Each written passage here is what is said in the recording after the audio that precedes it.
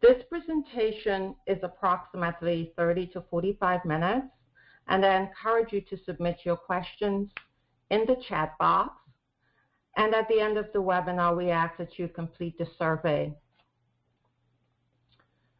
And now for our presentation, medication management and how to engage the ASC staff as a risk manager, and how we can keep our jobs at risk manager. I was at a conference recently, and I was speaking with the risk manager, and she confided in me that she recently changed her risk manager. And I said, "You changed your risk manager?" And she said, "Yes." And I said, "Well, why?" She said, "My risk manager was not engaging with my staff, and she was just not engaged." What my risk manager did, they reviewed the incident report, does the annual report, minimal education to my staff. And for my facility, I wanted to have more of a hands-on approach with our risk management program. And basically what she said, the risk manager hung her shingle and thought that was it. But as risk managers, there's so much more that we can do. What if we empower our risk managers? We can help our staff by engaging with them, empowering them, and supporting our staff of the facilities that we serve. And you may say, how can I help my facilities or the centers that I work with, that I'm responsible for as a risk manager? Well, here are some examples of how to engage. The first one is through education, by inspiring the surgical centers we serve. We can go above and beyond and minimize the risk that can lead to incidents.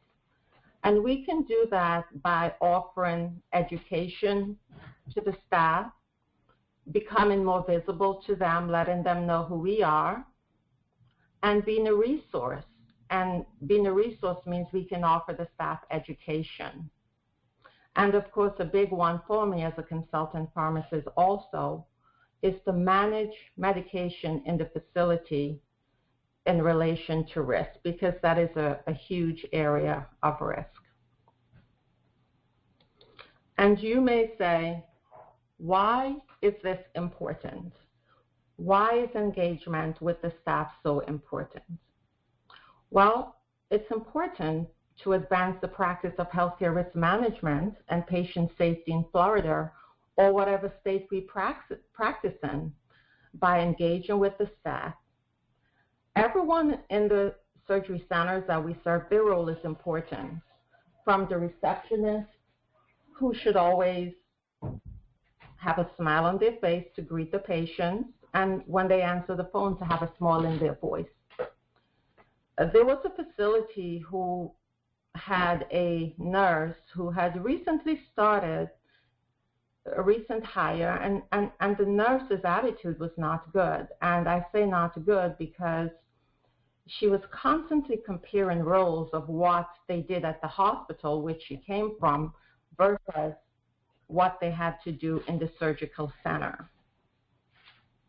For example, she would say, well, why do we have to do it this way? We don't do it like that in the hospital. And so after a while, it took a toll on the other staff members in the center. And fortunately, the administrator picked up on this attitude. This nurse was not following the protocol for discharging of the patients in relation to surgical center. But thankfully, the administrator was engaged and was witnessed what was going on. And fortunately for them, the employee decided to leave and seek employment elsewhere. The good news to that is that the staff were engaged with each other and morale increased. And so it's very important to engage. And what I believe is that a staff that is highly engaged is a staff that can deliver the best patient care, while misaligned staff can make huge mistakes. Part of our job as risk managers is to be aware about medication management. So I would like to park here for a few minutes and talk about that. What are some of the risks, and how can we help our ASCs overcome those risks in the medication management process? And as a consultant pharmacist, I would like to educate you on the medication management process. So you may ask, what are the inherent risks in the medication process? And what is medication management? Medication management addresses the institution's medication processes. And those processes are based on the care that's delivered in the facility, the type of treatment that's offered, and the services that are provided by the facility. And all those factors enter into how medication is managed in the facilities. What is medication administration process? And what are the steps in this process? For purposes here today in this presentation, I will share with you 5 steps. It's not all inclusive because I do not want to bore you. So this will be very quick moving, just to give an overview of this process. So for our purpose today, we'll be covering 5 steps. And the first step in the medication management process is planning. Planning the medication, what comes in, procurement. The third step is storage. The fourth step is the preparation of the medication. And the fifth step is administration.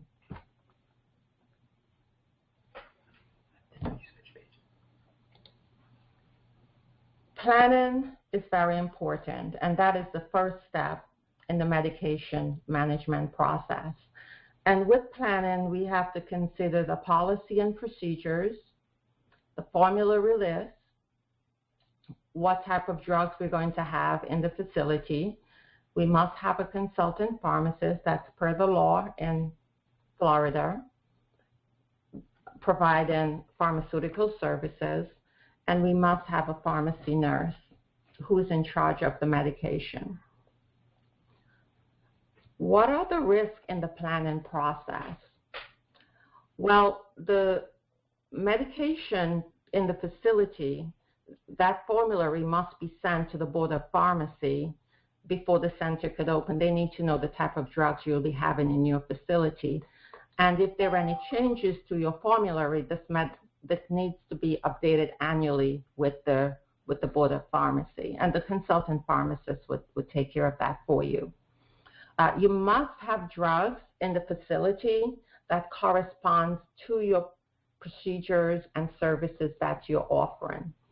So for example, you shouldn't be having a Retin A, it's a product for acne, in an orthopedic center, because there's no relation to the two. And that's one way that the Board of Pharmacy, when they come in to check their drugs, they make sure that the drugs in the facility are aligned with the services that are offered. And of course, they can always double check with the formulary list that was sent into the state. The second step in the medication administration process is procurement. When you're ordering your drugs, you want to help your administrator understand that the drugs need to come from reputable wholesalers. Drugs that there are issues with counterfeit drugs and drugs that are not effective. They have had issues with drugs in our drug supply chain, where drugs are not effective because they've been adulterated or counterfeit. So it's very important that we get our drugs from reputable wholesalers, that there's pedigree papers involved. There's been some issues with back-ordered medication where medications are not available. Also, recalled medications, we want to make sure if a medication is recalled, that that medication gets pulled from our stock immediately. And there are risks involved also with procurement. The next step in our medication management, the third step, is storage of the medication. When the drugs arrive from the wholesaler, we want to make sure that the invoice corresponds with the product, and there are 2 staff members who check the medications in. And we, of course, want to safeguard the security of controlled drugs. Expired medications should be removed from stock. I know there have been some issues with back order, and some facilities have been keeping expired medications. If you do have that, make sure it is documented and that you have shown good faith effort in ordering these drugs, but you have them on hand, because it's better to have them expired than to not have them at all.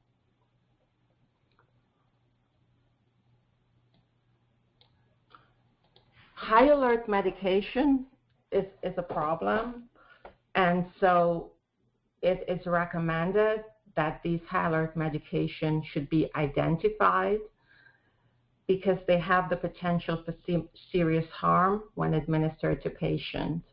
So, for example, insulin is a high alert medication that should be marked that way. We have a problem with look-alike, sound-alike medications. And one way to overcome that, make sure that your drugs that are high alert are marked that way. There's stickers that's available for that. And that if you have medications that are packaged the same but they're different, do not store them next to each other. Then the 4th step in the medication administration process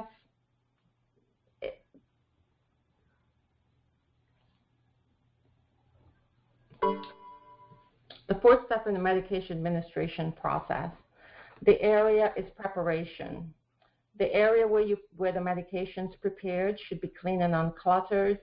Once the medications are reconstituted, they should be checked visually to make sure there are no particulates in the solution or discorrelation or other. If the medication is not administered right away, it should be labeled appropriately. When medication orders are received, if they're by verbal, they should be read back. Stand-in orders should be signed by the physician. The 5th and final step in the medication administration process is administration. Again, before the medication can be given to a patient, it must be ordered by the physician and documented, and medication can only be given by the nurse or the physician, and only the physician can change an order. An important thing here is to always check patient's medication allergy before administering the medication. There was a recent case where a patient's chart showed that they were allergic to NSAIDs, which are non-steroidal anti-inflammatory, and those drugs would be like Motrin, ibuprofen, naproxen. However, the patient was given ketorolac, which is also an NSAID, and subsequently had an allergic reaction because the staff member was not aware, or the physician not aware, that ketorolac was an NSAID. So it's very important to check drug allergies and double check to make sure that there are no interactions. The risk in administration, we want to make sure that we follow the rights. I have 6 here. I know there could be up to 8. But for all purposes here, we want the right patient, the right drug, the right dose, right route, right time, right documentation. These are very important and should be done in a very focused way to make sure that all of these parameters are met before a drug is given to a patient. Drug diversion, I'd like to speak about drug diversion. It is a growing risk to patient safety. A USA Today review shows more than 100,000 doctors and nurses, medical technicians, and healthcare aides are abusing or are dependent on prescription drugs. This puts patients at risk. If drugs are missing from their facility center, the law enforcement and the DEA must immediately be notified. Of course, your consultant pharmacist handles that for you. But how can we help as risk managers and administrators in the surgical center?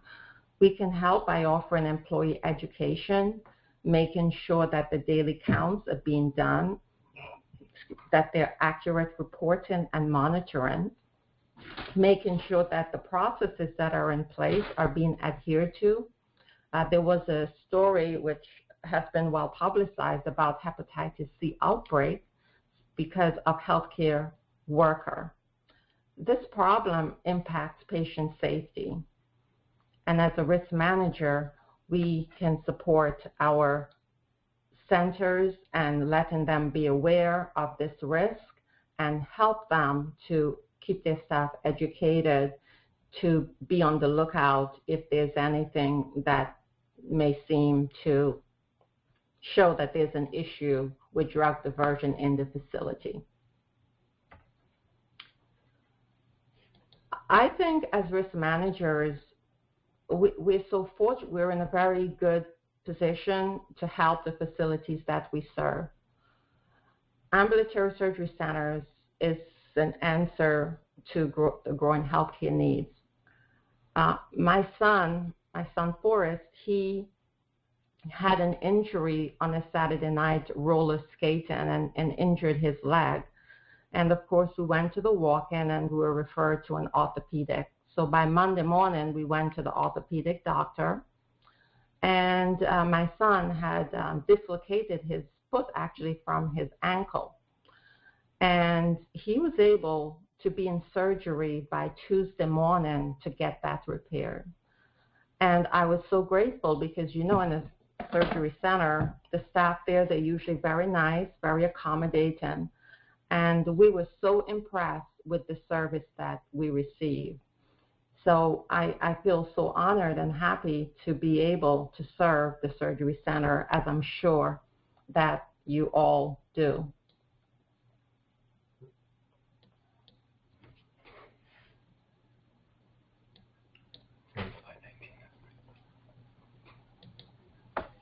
But what can we do as risk managers to help the surgery centers that we serve? We can help our facilities reduce incidents by empowering and supporting our administrators and their staff by true engagement, letting them know we have a lot of knowledge and how we can help them.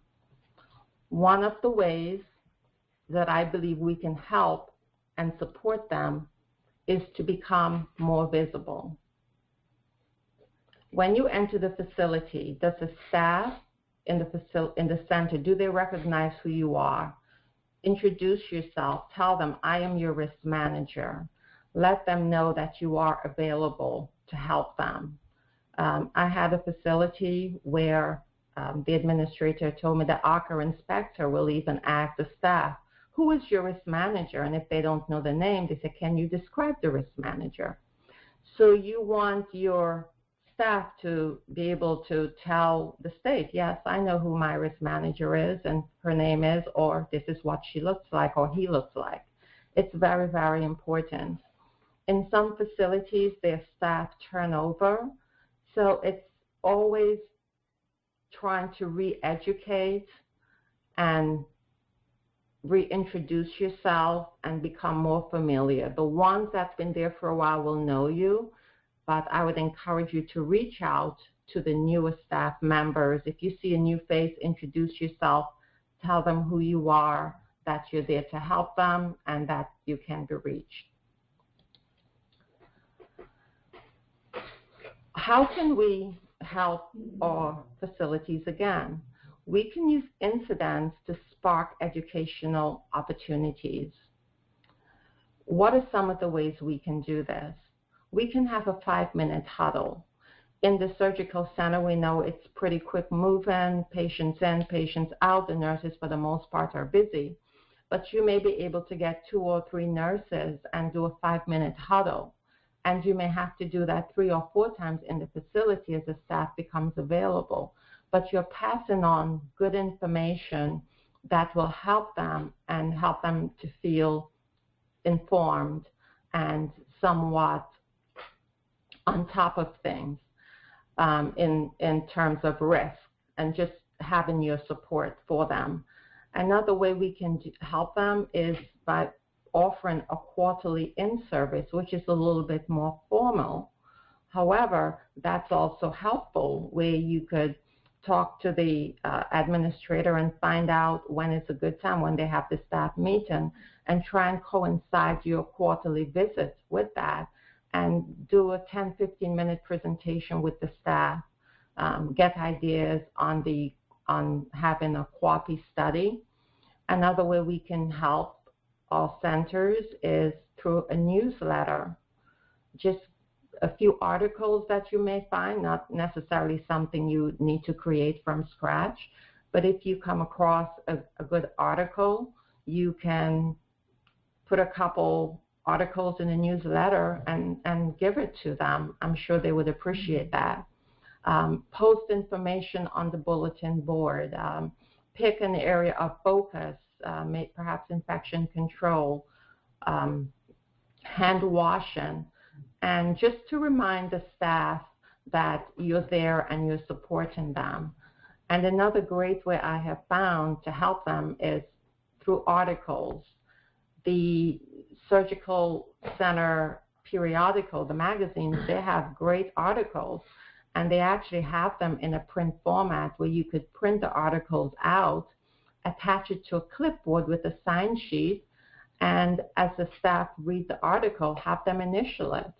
At the end of that, you can put that in a binder, and that will count towards education to the staff. Another way of engaging is medication management. We just went through that whole medication management process. Medication is used in a lot of the aspects in surgical center. So it's really important that they're following this process exactly as the policy and procedure manual dictates.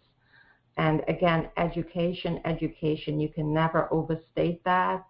We can always learn more, and I'm sure the facility staff would appreciate it. Another way is, again, to be a resource for the staff.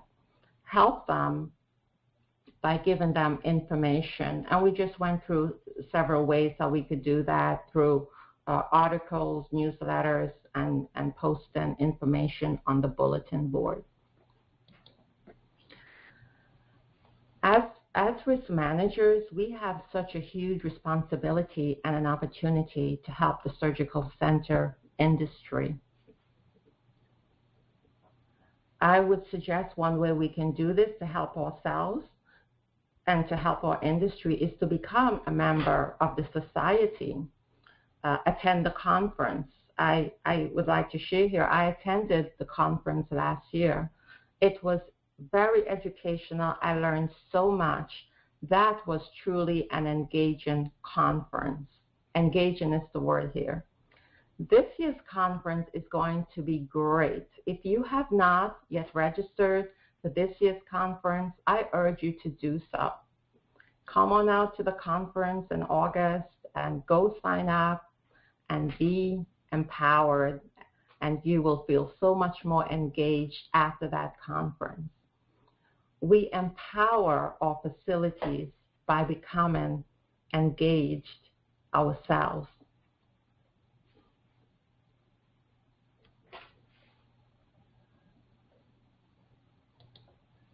As risk managers, what do we care about?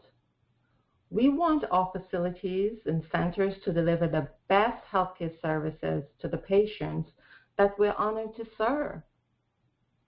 Let us disperse our knowledge to them through orchestrated engagement and let them know we care about what they do and how well they do it, so we can keep happy, healthy patients.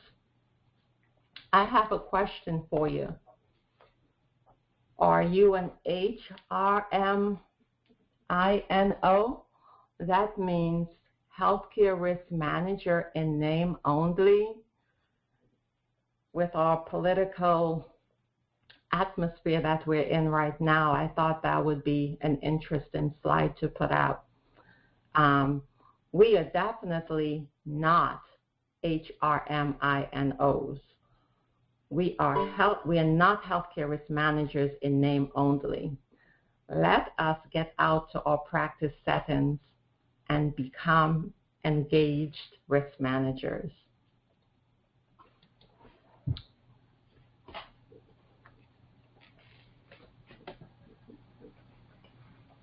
Let's be a resource. Find out what problem all centers are having. Ask lots of questions. I survey my facilities that I serve often to find out where I can better help them, how I can help them do their jobs better, what resource I can offer them. Make your contact information available for questions of the staff or the administrator. Make it easy for them to contact you. And when they contact you, use it as opportunities to help them. Quarterly reports are opportunities. Going over incident reports have lots of opportunities. And of course, always encourage them to follow the policies and procedures. I'll be happy to be a resource and be helpful if you have any questions about anything that I discussed here today and how I can best serve you. I would like to thank you for listening to this webinar. Attendees of this webinar today can receive a copy of my ebook, Medication Management in the Ambulatory Surgical Center, and you may send your requests. Email me my